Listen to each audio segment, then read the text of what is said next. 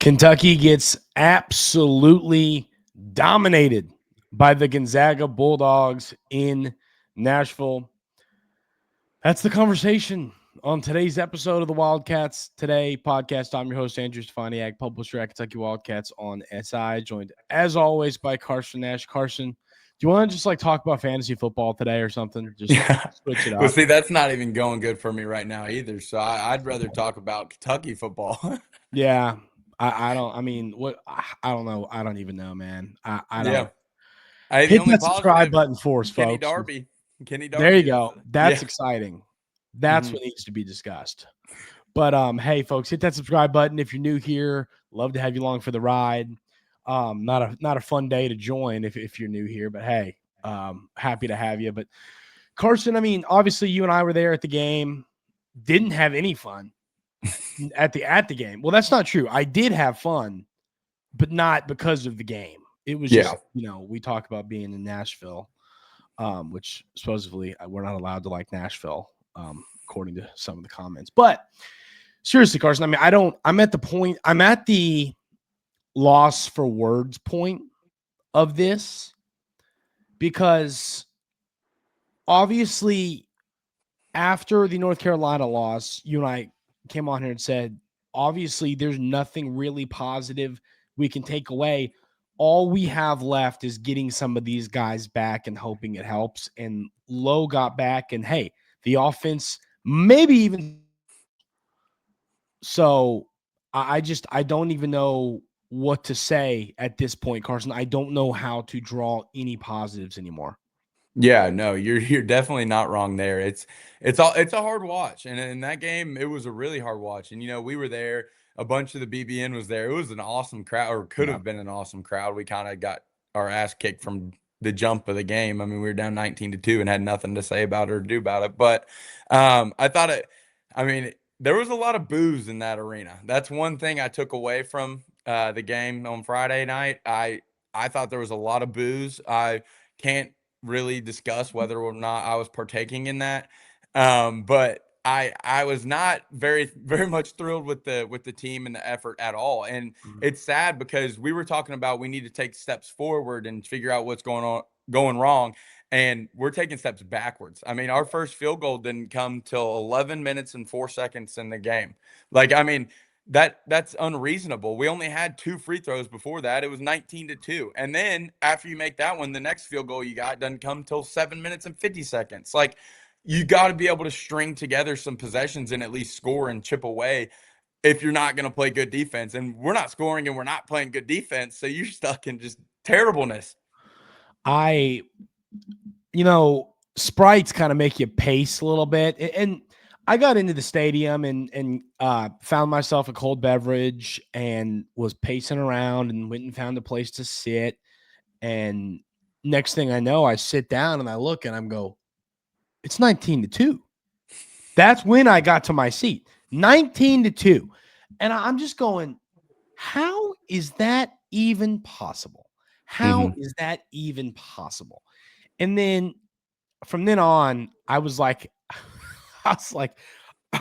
in the I was just kind of sitting and watching on the TVs where I had easy access to go get another beverage, which is a big reason why I didn't feel well and had to Uber back to the hotel. Yeah, the flame that was burning before the game died out pretty quickly after the game from Mr. Stefaniak. Yeah, I just don't have it anymore. Kind of, you know what I mean? It was McQueen is fading. It was my time to hang up the cleats, man. When you're back in the hotel asleep at 10 o'clock in Nashville. Two big things happened. LeBron broke his 10 points a game streak last week. So, McQueen's fading there. And then Andrew going to bed at 9:30 in Nashville. That's another McQueen's fading moment right there. It was sad. No, I was like, I'm going to go home. I'm going to regroup. I'm going to regroup. I'm going to, see what happens. Maybe see if we can find something motivational on the TV and sit down for half an hour. No, woke up next morning, went, well, crap. Didn't get any of those tendies from Cane's. It was 50 tendies. 50 tendies. Yeah, no, it was depressing. But I mean, to get back on track here, I mean, to look big picture, And I'm sorry, folks. I mean, I know a lot of times y'all come here and we try and bring positive vibes and try and calm people down and all that. I don't know what I can say or do to make Big Bull Nation feel any better. I don't think there is anything. And I'm just telling you, we've seen Mo Diabate. Him coming back does nothing to fix this. Jaden Quaintance, I mean, he's an elite defender. He can help us on the glass, but JQ is, I mean, he's a guy that can score and we think's going to score 12 points a game or so. But I mean, you had 12 points and 10 rebounds and okay, we lose 89 to 65. Like what's the, you know what I mean? Like there's no difference. I'm sorry, folks, but this is what I'm going to say. The reality is this. I was hoping that the return of these players was going to have us in a position where we were going to start to see things turn around. I no longer believe that. The only thing I can hope now is that, like, you play Indiana on Saturday.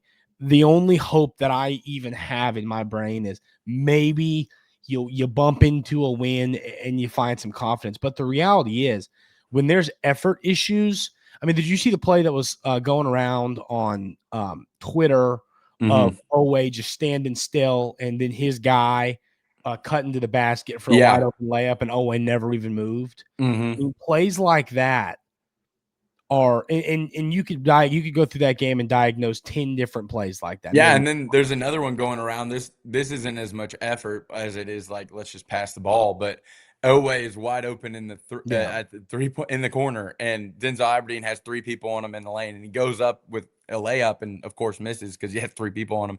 Could have dished it out, and then Owe sits there and does a fake shot. Like you can just tell there's so much disconnect with this team. Yeah. So, like, I mean, like, y'all are looking for answers. Carson and I are too. Like, I don't know what to say. Like, it's funny. I've been podcasting a long time, and I have never been speechless and felt like I don't know what to say. I feel like I don't know what to say today. And I think that's how a lot of this fan base feels. I agree with you because it's not we're falling apart on defense sometimes, or we're not screening hard enough. We're not doing all of that stuff. And the worst part is all of that stuff starts with one thing. And if you don't have that one thing, you can't complete anything. And that's effort. And we don't have any of that right now. I mean, look at what DeMarcus Cousins tweeted after or during the game. He was like, this Kentucky team has no heart. They show no effort, something along those lines. But, I mean, for everyone to be able to see that, I mean, it's obvious. We do not have effort right now. Yeah.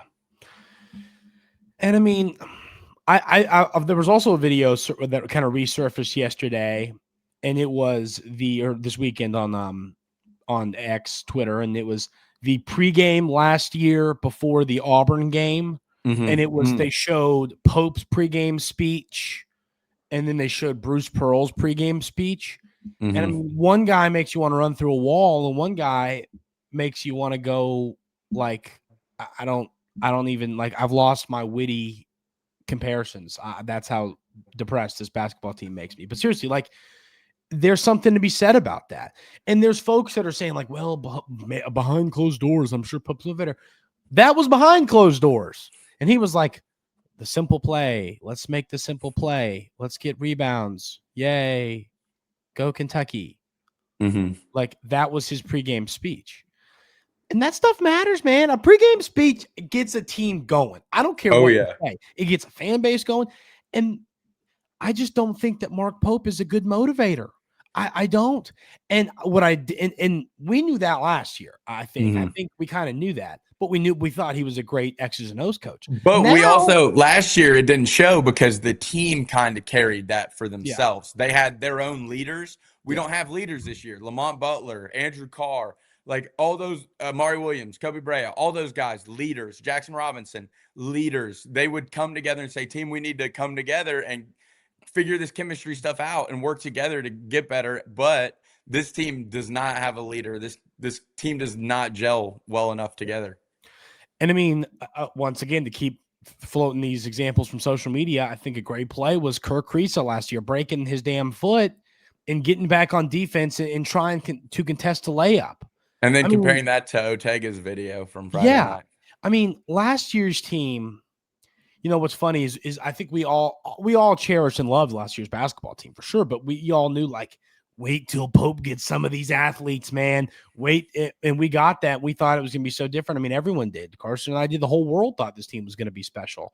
But at the end of the day, Kim Pom thought they were going to be the best. Yeah, at the end of the day, when you're not. And I think a big part of it, I think that these guys got that check and said, screw it. I think that they got that NIL money. They got that millie, and they said, like, well, whatever. And then they're going to go out there and play for the – I thought Pope was always going to have players that played for the name on the front. And right now, I think all these players only care about the name on the back, and that's a big reason why we're terrible. Oh, 100%. I completely agree. I think it has a lot to do with that. I have a feeling there's some ego problems on the team based off of those paychecks. I mean, there's nothing concrete, like no evidence here, but what shows on the court typically shows behind the doors, right? I mean, there's no effort on that court. They don't act like they go out there and love each other. Like, you could tell last year's team loved each other. They're picking each other up when they're down. They're all hustling for each other. They're giving it all for each other, for your brothers. And that team just doesn't have it this year. And, I want to share like two big picture things for me. Like, one is, first off, I feel bad for the fans that paid all their hardworking money to go see that performance on Friday night and traveled all the way down there, booked rooms, and Nashville's very expensive. So I feel bad for them. And two, it's like, when we were growing up, I was in third grade when John Wall got here, right? And it might have been the coolest thing in the whole entire world when he got here. And we started being good. And then you have Brandon Knight, and that team goes to a Final Four. And then you win a national championship. And it's like, we had something to grow up with, like winning. And I was talking to someone at the game on Friday. I was like, you know what? What do these little kids think about Kentucky basketball growing up? These kids from Lexington, everywhere, surrounding cities in Kentucky, like, what do they think about the Cats? We haven't been to an Elite Eight since 2018. Like, these younger kids don't know what Kentucky basketball really is. And I think for our fan base, it's going to be hard for those people to continue to be Kentucky fans. So, like, it worries me a little bit the way the trajectory of this program's going. Yeah. I mean, I think another thing should be said. Dad brought this point up when I was driving home from Nashville yesterday, and it was a great point. And I mean, it's something, and I have held off having this conversation. We might have said it here and there, but look at some of the players that we didn't get in the portal. I mean, Stojakovic is going nuts. Mm-hmm. I think the Pierre kid has done some good stuff at SMU. Mm-hmm. Obviously, go to the high school rank, Caleb Wilson. And I mean, we missed on some of these guys, and they're great. They've been great. And you don't have a backup point guard, and your backup point guard went to Villanova. I mean, like, you could have kept a Caden Lewis, because guess what? Lowe got hurt in the first game. He'd be our best player. He's averaging like 13, 5, and 3 right now at Villanova. And it's different because we have combo guards right now. When Lowe's on the court, we have a point guard. When Lowe's not on the court, we have combo guards. You need a point guard to be able to run your offense and run the Mark Pope scheme that he wants to run. You can't have combo guards, because guess what combo guards do? Combo guards score. They're, in their mind, they are scorers. They score first. They don't pass first. Point guards run an offense. They distribute, and we need that. I think it's time to start having the difficult conversations about this season, and I mean, a little bit about the future. But I mean, do you think we beat Indiana at home? I think it'll be a really close game. I wouldn't really give the edge to either team. I mean, Indiana was getting whooped by Louisville yesterday too, so it's like I wouldn't give the edge to. I guess I would say it's even. Being at Rupp, I would probably give us the slight edge, but I mean, that's just because it's at Rupp. Yeah. And then St. John's, I mean, once again, they're beatable, but I don't think we're going to beat them. No. Yeah, like, there's nothing that we showed on Friday that gets me excited for any of these non-conference games or shows anything that will compete in the SEC. Like, there's no reason to think that we'll compete in the SEC with the product that we're putting out on the court right now. Yeah. And So that's where I want to bring this point up. I mean, Carson, we might not make the tournament. Oh, I know. Yeah, that's going to be that would be terrible. Like, I don't know what we do if we don't make the tournament. Like, I don't know where we go from there. I'm not in the boat of like get rid of Pope yet. Like, I know some people are there, but I'm not on that. I just think it's a little too early. I want to see what he does the rest of this season and give him next year and give him the recruiting cycle to finish out and see if we can get some guys in this class. But it'll be scary if we don't make the tournament this season. I mean, if you lose to Indiana and St. John's, okay, and then you go 8-10 in SEC play, I don't think you're making the tournament. Mm-hmm. I mean, I think you would have to have a winning record in SEC play, which what the hell is giving me confidence right now that that's going to happen? Nothing. Yeah, and look at like teams like Vandy. Vandy's like 9-0. Like Vandy, like they're not supposed to be a good basketball team. Good, and they're competing. Like, what says we can beat them? Yeah. You know? Then you play them twice. Yeah. I mean, I am on the boat right now. I think there's a real shot we don't make the tournament if we lose to Indiana and St. John's.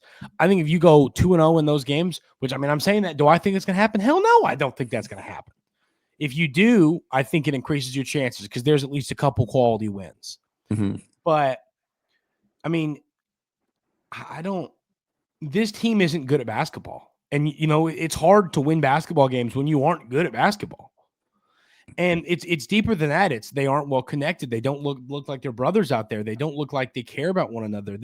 It's a sad example of basketball, and it's tough to watch every game. I mean, it's tough to get excited anymore. It is. Yeah. It's getting hard to get excited about games. Yeah, I have something to throw at you too, and I know I tweeted it that night. I'm wondering, you know, there's a guy sitting on that end of the bench, and he has a red shirt that they haven't burned yet, and I would love to see them burn it because clearly we have nobody else that's capable of doing anything. I mean, what do you think about burning Hawthorne's red shirt? I feel like he could at least maybe give us a spark. So here's the thing on this.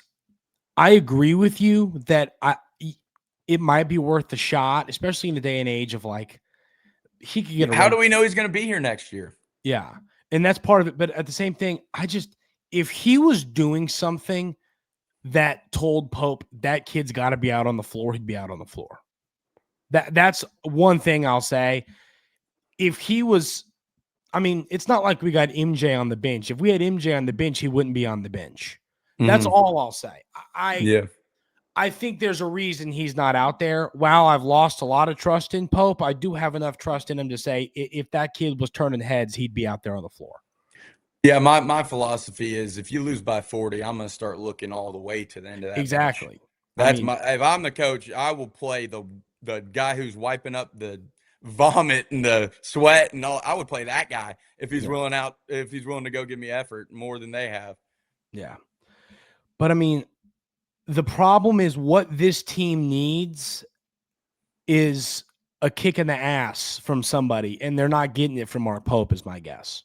They need it from the coach, and they need it from their leaders on the team, and I feel like both of those areas were underwhelming right now.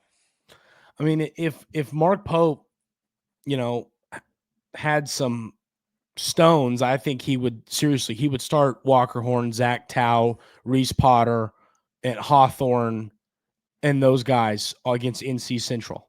I'm serious. Yeah. And I know I remember there was a situation at Duke, and a lot of people got upset at Coach K for it, where he took their jerseys away and they had to earn them back. And I you know, I'm in the boat. I think that's a great idea. Like, if you're not going to go out there and play with effort, you don't deserve that jersey. Like, you don't deserve that jersey. So you got to show me in practice why you deserve that jersey first, and then you get it back, and then it only helps the team. Like, I don't know. They need like a boot camp or a Remember the Titans-esque situation. I'll give you a good example. You know who does that is Vandy baseball. Coach Corbin over there. Mm-hmm. They in the fall, their gear doesn't say Vandy or have the logo. Yeah. It's just gear, and they have to earn it. That's awesome. Yeah, and you know who hasn't earned the right to wear Kentucky on this team? Anybody, and not because of poor play. Okay, and we've discussed this. Yeah, there's a difference in poor play and not going out there and playing your butt off. Mhm. It shouldn't be hard, I said the other day, to be motivated to want to play hard for this fan base and this university with all of its history and all of its success. There should be 4 million reasons why Ortega is motivated. Yeah. And that's sad. That's the definition of taking the bag and saying screw it. He knows he's not going to play in the NBA, and he just said, "Well, whatever." I don't know all about that. I mean, I think there's a little bit of that, but I mean, he's just got to get it together. Like like I'm saying, he needs to be the leader. He has to be the leader. Your best player on a good team has to be the leader.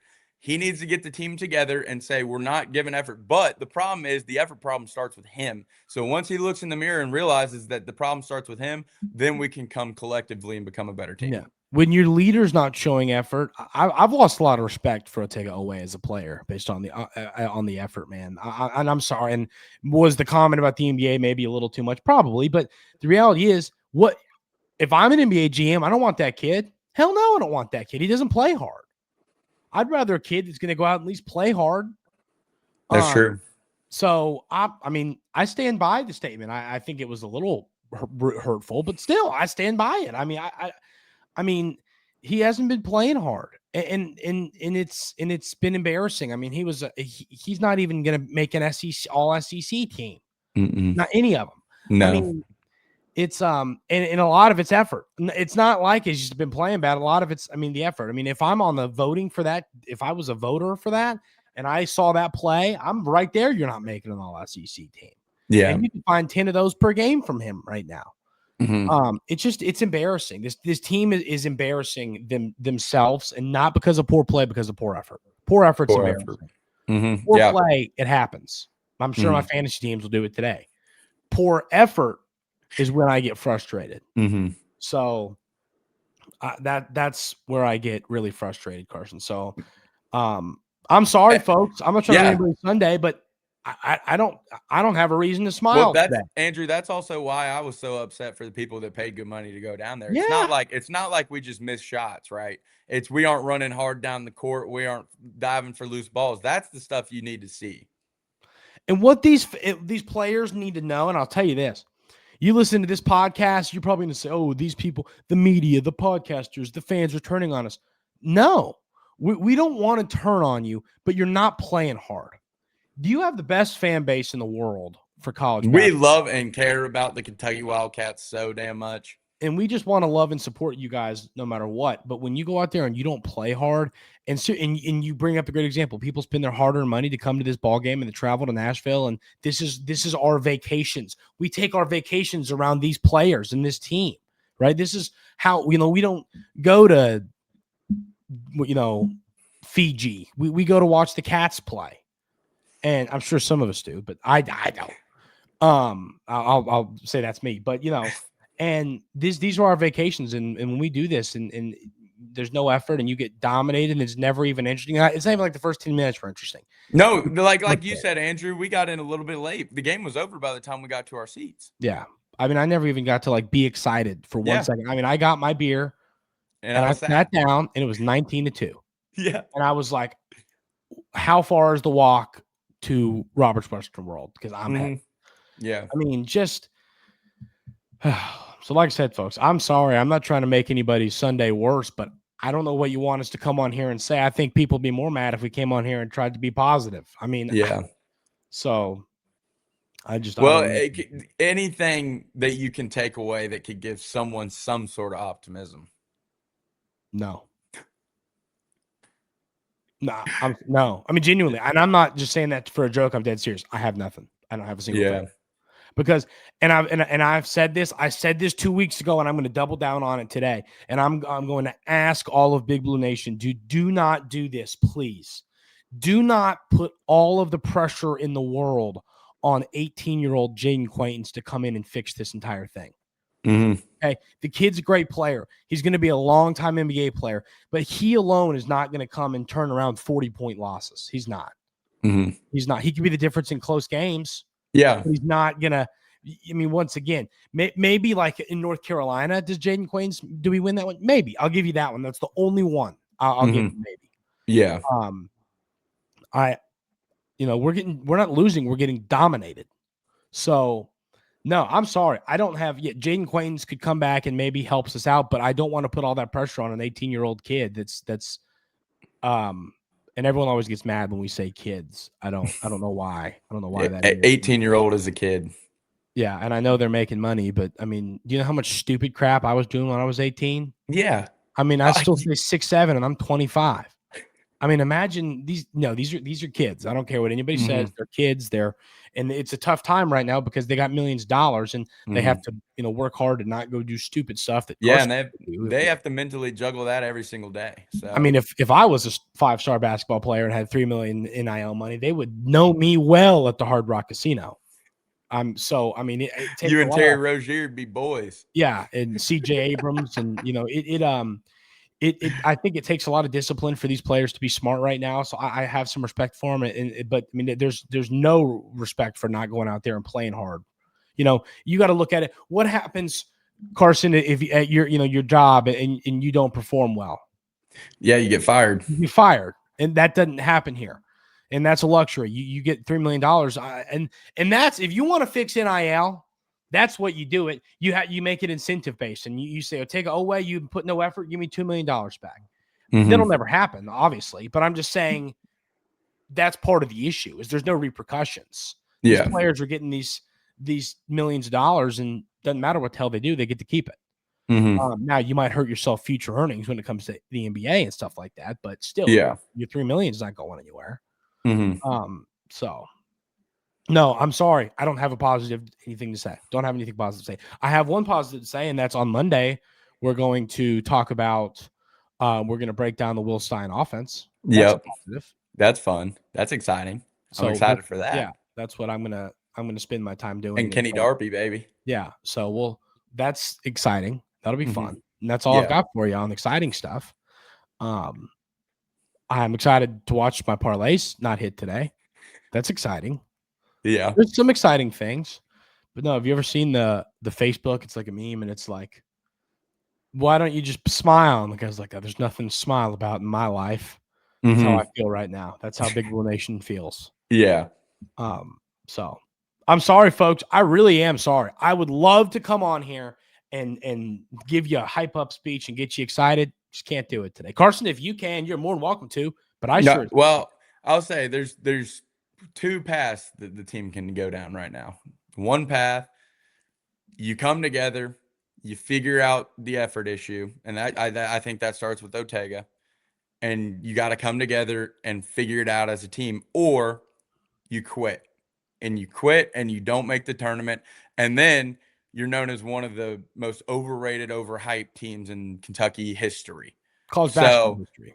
You have two paths you can go down. I would choose the left path, but yeah, it's a great way. Yeah, I mean that would, what, if I were to give a hype speech, that would be it. Just like you said, you got two options. You either give up or you work your ass off and you fix it. I think they're going to give up. To be honest with you, but they have that choice, and I'm hoping that they pick the other option there. I don't think they are, but I hope that they do. I hope that they do. And I who you said it starts with Ortega. I think it half starts with Ortega and half starts with Mark Pope. I agree. Yeah. He's got to.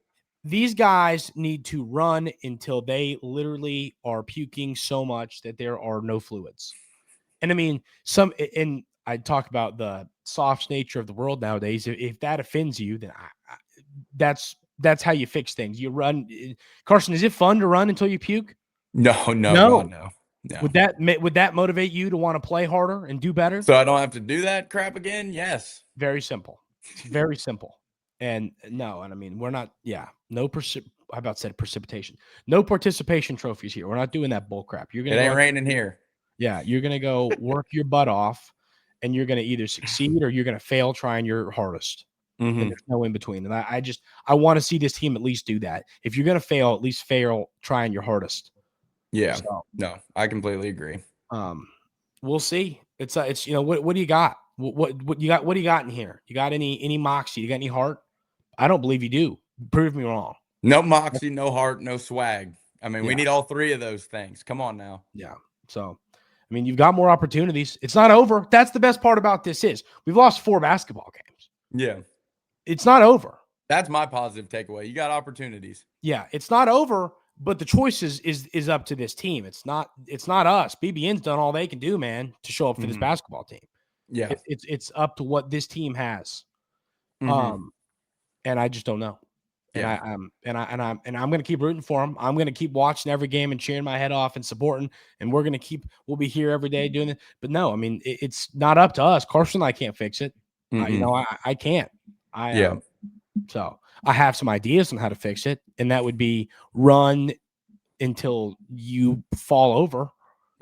That would be idea number one. And I would have Mark Pope run with them. I want to go run the practice, and Mark, you're running too. Damn it.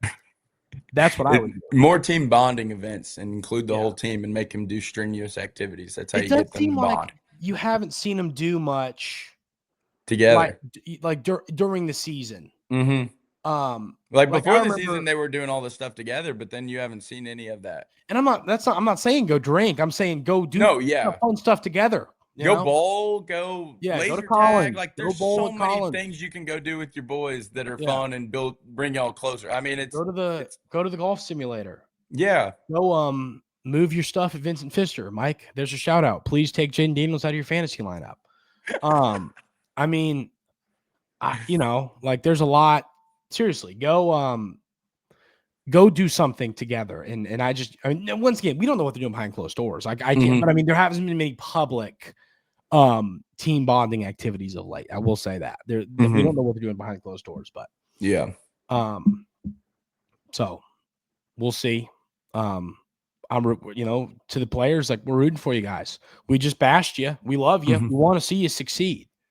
But it's not up to us. They got to go out there and they got to work hard and they got to try and turn this around. So we'll see. Yep. We'll do. We'll talk about Will Stein's offense. That's going to be fun this week. We'll talk about NC Central. And we'll see. Got a lot more basketball. I mean, a lot more football stuff with the new Stein hire. It'll be fun to watch Oregon in the playoff. So yes, we can do a lot of episodes on that. Do you have a lock anytime touchdown score today you'd like to share live? We have an hour to kick off. Oh, I don't have any that I know right now, but I can look real quick. Let me give y'all one. All right. Everybody's got to bet it. It's a lock from Carson Nash, and you know where to find them if it doesn't hit. Yeah. I don't like that. Social media. Find them on social media, and you can go yell at them on social media. Kyron Williams, Rams, lock of the day. Oh, man. Yucky. Okay. They're playing the Cardinals. Fair enough. Okay. I'm not going to give one. Minus 110. So I'm not going to give one because I never miss, and I just don't want it to become like, oh, Andrew, come on, give us another bet. You never miss, and I just don't want to, start that whole thing. Okay, I've like ruined my day. This is like ruined my this. We got to stop. Like we got to get off here. We got to get off here. I'm like I'm angry. We're reliving the trauma. Yeah, seriously. So, well, all right, folks. We'll talk about Stein this week. We'll obviously talk about the basketball games. Leave in the comments. How are you feeling? Where are we at? What are your thoughts? We want to hear. BBN, let's hear from you. Hit that subscribe button for us. Hey, tell a friend. We're talking about, hey, if you like us and you like listening to us, go tell a couple friends. I think that's best. If you're like, how can we help the Wildcats today, guys, keep growing their podcast? Go tell some people. Next time you're sitting, hey, check these guys out. We'd appreciate that. Yes. We love y'all. We appreciate y'all. Sorry for bringing the doom today. But we're bringing the doom, not the boom. We're hoping that maybe that'll change this year. We'll see. So everyone have a great Sunday. It's last week of fantasy football regular season. Good luck to everybody. And we'll see you right here on the Wildcats Today podcast.